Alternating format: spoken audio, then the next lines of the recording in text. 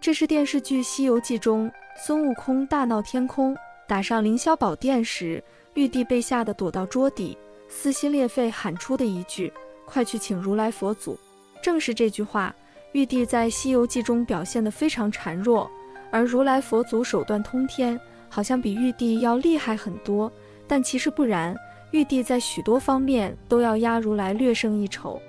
西游记》中玉皇大帝与如来谁厉害？答案终于被人说出。从理论上说，如来佛祖属于佛教，而玉帝属于道教，教派之间本无大小。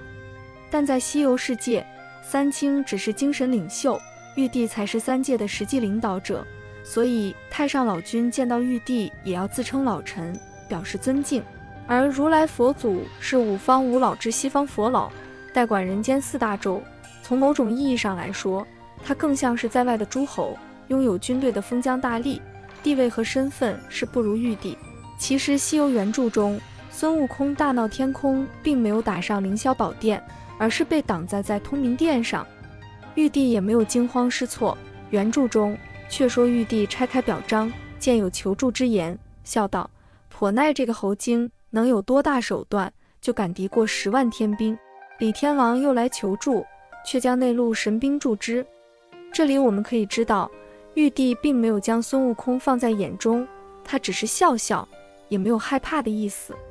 灵官同意圣真君上西方请佛老降服，而佛祖则是闻诏后对弟子说：“汝等在此稳坐法堂，修得乱了禅位，待我炼魔救驾去来。”一个传旨，一个救驾，再次表明玉帝的地位要高于如来佛祖。当佛祖见到玉帝之后，玉帝要犒劳如来，而如来说：“老僧承大天尊宣命来此，有何法力？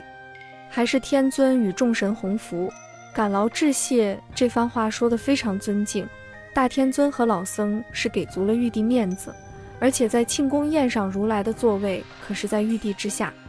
西游世界，强者为尊，虽然玉帝的地位要高于如来，但玉帝的实力究竟如何呢？玉帝手下之人众多，佛教在这方面绝对占不到便宜，而且玉帝自身实力也是非常了得。他自幼修持，历经17500劫，每劫129600年，粗略估算一下就是2亿多年呀。而且太上老君每年都还要给玉帝炼制大量金丹，玉帝的这份实力想想都可怕。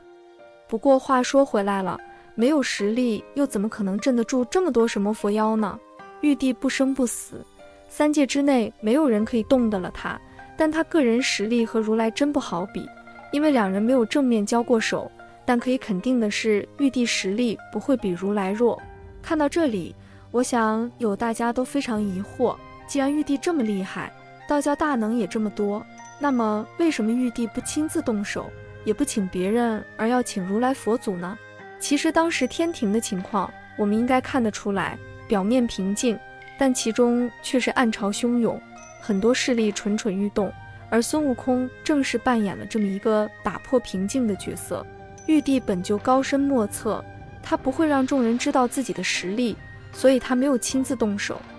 而道家大能呢，故作昏庸，其他仙家也是各怀鬼胎，所以他们在与孙悟空对战时，多少都存在一些水分。当玉帝感到有人挑战皇权时，他就更加不能暴露自己的实力。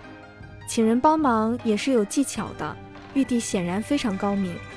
佛教当时广收门徒，势力迅速发展。玉帝借孙悟空造反一事请佛教出手，一来可以探探佛教的底细，还可以借佛教之手打压孙悟空。如果如来赢了，可以震一震道教的大能，让他们感觉到一丝危机。如果如来输了，那道家正好可以坐收渔翁之利，这一招玩得非常厉害。但是如来佛祖也不是吃素的，他知道玉帝的心思，你那厮乃是个猴子成精，焉敢欺心，要夺玉皇上帝尊位。他自幼修持，苦历过1750劫，每劫该129600年，你算他该多少年数，方能享受此无极大道？你那个出世为人的畜生，如何出此大言？不当人子，不当人子，折了你的寿算！趁早皈依，切莫胡说。